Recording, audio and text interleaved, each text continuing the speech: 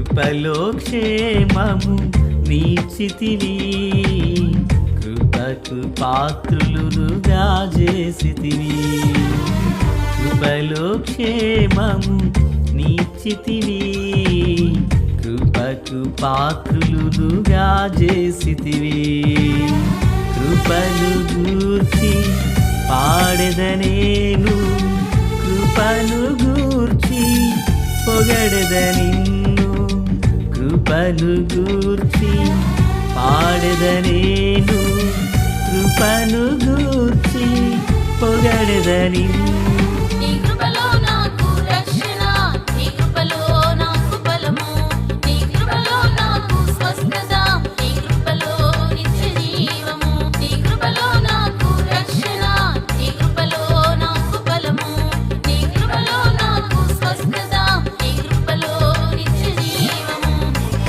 కృపలో క్షేమము నీచితివి, కృపకు పాత్రులుగా చేసితివి. ప్రభు అయినటువంటి యేసుక్రీస్తు వారి పరిశుద్ధమైన నామములు, తండ్రి అయిన దేవాది దేవునికి నిత్యము స్తుతియు స్తోత్రములు, మహిమయు ఘనతయు ప్రభావములు యుగయుగములు ప్రభు నాకే చెల్లునుగాక. ఆత్మీయులారా, బాగున్నారు కదా? దేవుని మహాకృపను బట్టి మరొక్కసారి మనం ఇలాగున దేవుని వేదవాక్యమును ధ్యానించే కృపాభాగ్యం మహాదేవుడు మనకు అనుగ్రహించినారు. దయగలిగిన ఆయన ఆత్మచేత సమభూమి గల దేశమున ప్రభువు మనలందరినీ నడిపించునుగాక. ప్రియులారా, ఉదయకాల వేళ దేవుని సన్నిధానాన అందరూ ప్రార్థన చేసుకున్నారు కదూ, సంతోషం. నేటి దినాన వాక్య ధ్యానము కొరకైన భాగము ద్వితీయోపదేశకాండం 28వ అధ్యాయం 1వ వచనం. నీవు నీ దేవుడైన యెహోవా మాట శ్రద్ధగా విని నేడు నేను నీకు ఆజ్ఞాపించుచున్న ఆయన ఆజ్ఞలనన్నిటిని అనుసరించి నడుచుకుని ఎడల నీ దేవుడైన యెహోవా భూమి మీదనున్న సమస్త జనముల కంటే నిన్ను హెచ్చించును.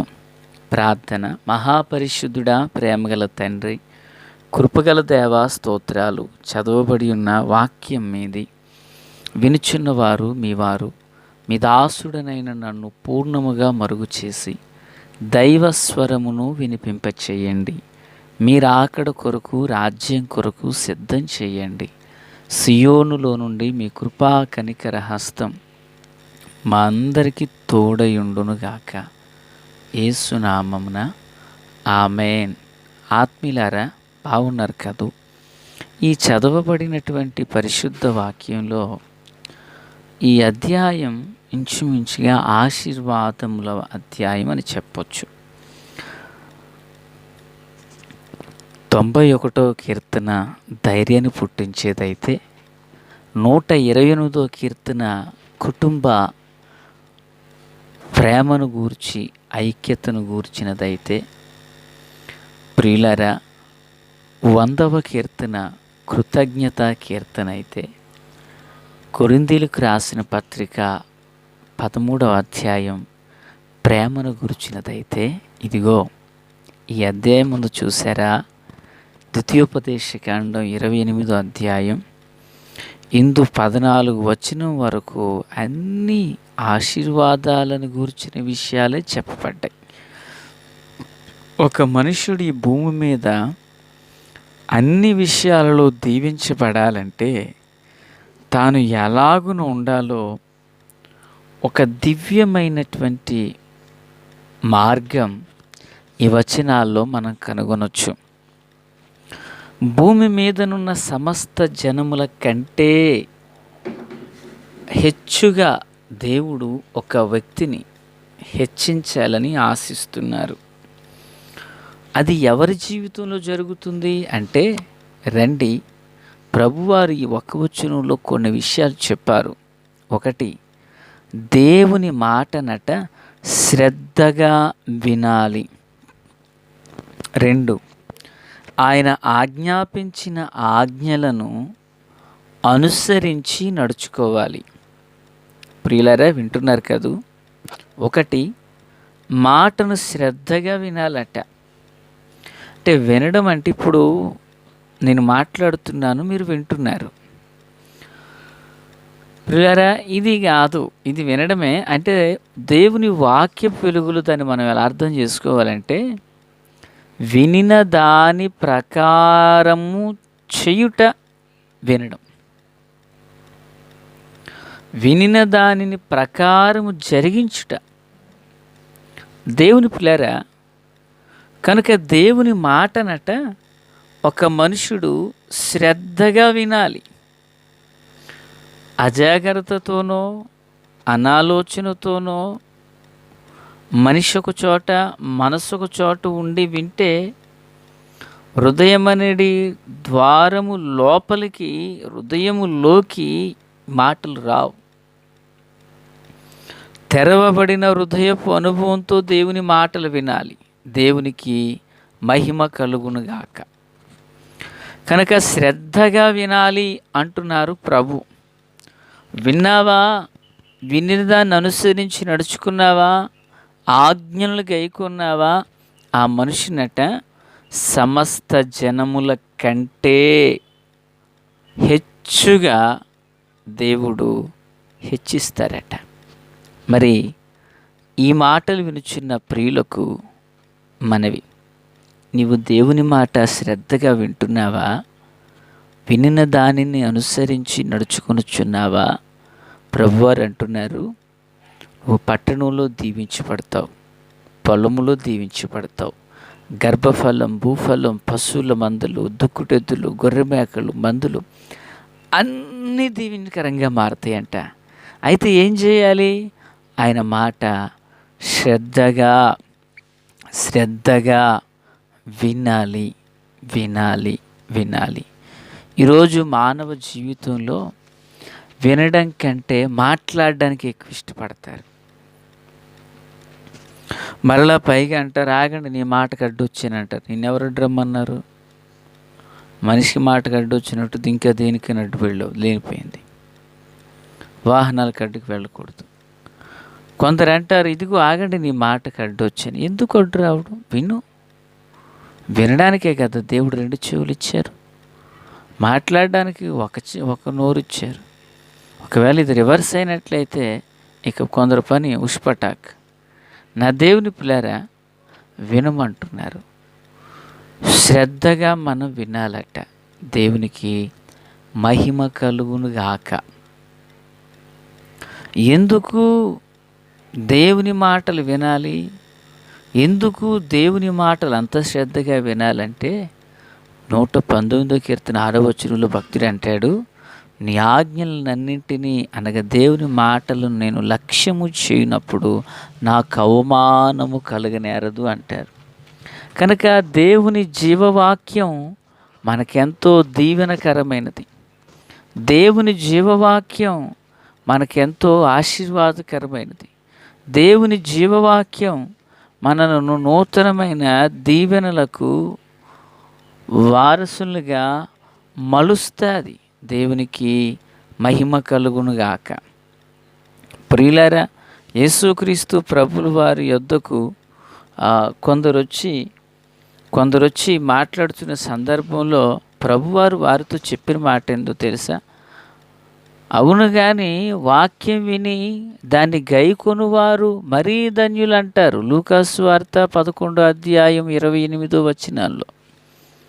ప్రియులారా, ఆయన మాట్లాడుతున్నప్పుడు జనసమూహంలో ఒక స్త్రీ వచ్చి ఆయన చూచి, అయ్యా, నిన్ను మోసిన గర్భమును నీవు కుడిచిన స్తనములు ధన్యములైనవని బిగ్గరగా కేకలు వేసి మాట్లాడుతుంది ఆమె. ప్రభువారు అంటున్నారు, అవునమ్మా, నిజమే, కాదంటలేదు, కానీ దేవుని వాక్యాన్ని విన్నవారు మరీ ధన్యులు, దాన్ని గైకొనివారు, దాన్ని అనుసరించేవారు. గమనించాలి. ఆ తల్లి ఏమనుకుంటుంది, అయ్యా, నీకు జన్మనిచ్చిన తల్లి ఎంత గొప్పదో కదా. అంటే ఆ తల్లి కంటే ఉన్నత స్థానం ఎక్కడ దొరుకుతుందంటే మనకు పిల్లరా, ఆ దేవుని వాక్యాన్ని విని అనుసరించుటలు దొరుకుతుంది. ఇప్పుడు మనకు కూడా ఇప్పుడు అక్కడక్కడ మనకు కూడా పట్టణాల్లో కట్టించేస్తాం టెంపుల్స్. అటుది దూరం అగును గాక.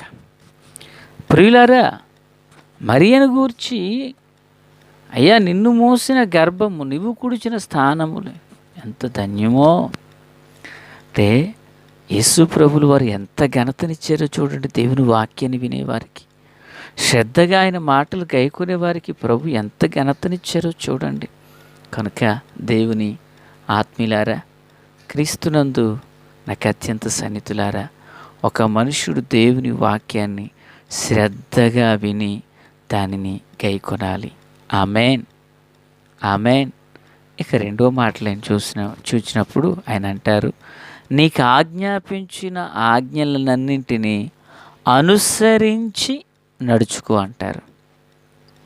ఒకటి శ్రద్ధగా విని దాన్ని చేయడానికి ఇష్టపడ్డావు కాదు, ఆ అనుసరించి శ్రద్ధగా విన్న ఆ మాటను అనుసరించడానికి ఇష్టపడుతున్నావు కదా. ఈ అనుసరించే విధానంలో దేవుని యొక్క ఒక ఆజ్ఞ ఉన్నది. ఆ ఆజ్ఞలో ఆ ఆజ్ఞలను వెంబడిస్తూ దానిలో నడవాలట. అంటే ఇప్పుడు పరుగు పందెం పెట్టారు పిల్లరా, ఓ పరిధిలోనే పరుగెత్తాలి.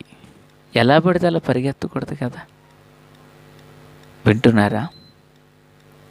పరుగు పెట్టాలి, ఎలా పడితే అలాగా పరిగెట్టకూడదు. బైబిల్లో ఉన్న మాట ఏంటంటే, జట్టి అయిన వాడు నియమం ప్రకారం పరుగు పెట్టాలి, నియమం ప్రకారం పోరాడాలి. కనుక ఎలాగైనా దేవుని యొక్క వాక్యాన్ని నెరవేర్చడం కాదు, దేవుని ఆజ్ఞను అనుసరించి నడుచుకోవాలి. మందసం పడిపోకుండా పట్టుకుంటున్నాం కదా అనుకుంటున్నారు అక్కడ. కనుక నిబద్ధత ఉంది, అక్కడ ఒక ఆజ్ఞ ఉంది, ప్రతిష్ఠించబడిన వారు దాన్ని ముట్టుకోవాలి. అలాగే పిల్లరా, దేవుని ఆజ్ఞలను అనుసరించి ఆ మాటను శ్రద్ధగా విని దాన్ని జరిగించినప్పుడట దేవుడు అంటున్నారు, ఇదిగో భూమి మీదనున్న సమస్తమైన జనముల కంటే మనలను హెచ్చుగా హెచ్చిస్తారట. కనుక ప్రియ వినువారులందరికీ అన్నగా, దైవజనుగా, మీ బిడ్డగా దేవుని మాటలు శ్రద్ధగా విందాం, వాటిని దేవుని వాక్యాన్ని అనుసరించి నడుచుకుందాం, ఆయనకిష్టమైనదంతయు చేద్దాం. ప్రభు కృప మనందరికీ తోడయుండునుగాక. ఆమేన్. తండ్రి దేవా స్తోత్రం. మా ప్రియులందరినీ దీవించండి ప్రభువా. నేను వారికి, వారు నాకు బాహ్య దూరాన్ని కలిగి ఉన్న మేమందరం మీకు సమీపంగా ఉన్నాం. వారిని దీవించండి.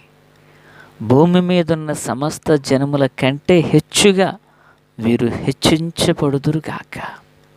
మేలుకరంగా మలచండి. ఈ దినమునకు కావలసిన ప్రతి అవసరాన్ని తీర్చండి. యేసు నామములో ఆమేన్. Praise the lord.